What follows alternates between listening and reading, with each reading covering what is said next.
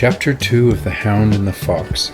It rained all week, leaving Fred waiting, and Sophie waiting as well for the fox.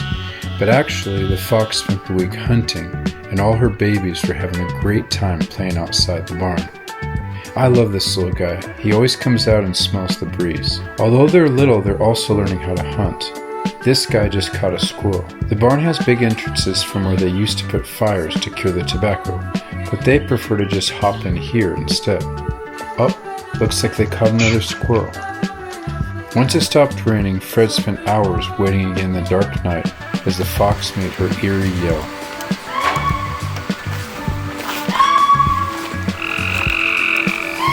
Have a great day, everybody.